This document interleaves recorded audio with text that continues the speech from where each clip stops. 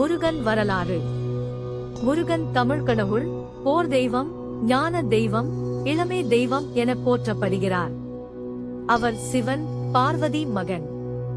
முருகன் அவதாரம். பிறப்பு: சூரபத்மன் என்ற அசுரன் தேவர்களை துன்புறுத்தினான்.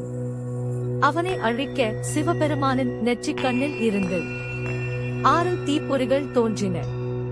அவை கங்கையில் விழுந்து கார்த்திகை பெண்கள் 6 பேர் வளர்த்தனர்.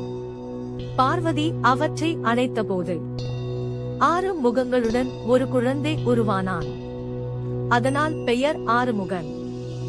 ஆயுதமும் வாகனமும்: வேல் பார்வதி அளித்த தெய்வாயுதம், மயில் வாகனம், சேவல் கொடி சூரபத்மனின் மாற்று வடிவம்.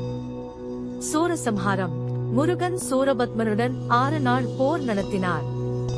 இறுதியில் வேலால் வதம் செய்தார். சூரபத்மன் மரமாகவும் சேவலாகவும் மாறி முருகனுக்கு சேவை செய்தான். இந்த நிகழ்வே சூரசம்ஹாரம். திருமணங்கள்: 1 தேவசேனை, இந்திரனின் மகள். திருமணம் திருப்பரங்குன்றம். 2 வள்ளி, வேடர் குலப்பெண். காதல் திருமணம். தலம் பழமுதிர் சோலை. இது அகமும் புறமும் காதலும் கடமையும் குறிக்கிறது. ஞான வடிவம்: சுவாமி மலையில் சிவபெருமானுக்கே ஓம் மந்திரத்தின் பொருள் போதித்தார். அதனால் பெயர் சுவாமிநாதர். தந்தைக்கு குரு ஆன மகன். தமிழ் இலக்கியங்களில் முருகன். திருமுருகாற்றுப்படை, நக்கீரர். பரிபாடல்: அகநானூறு. சங்க காலத்திலேயே முருகன் வழிபாடு இருந்தது.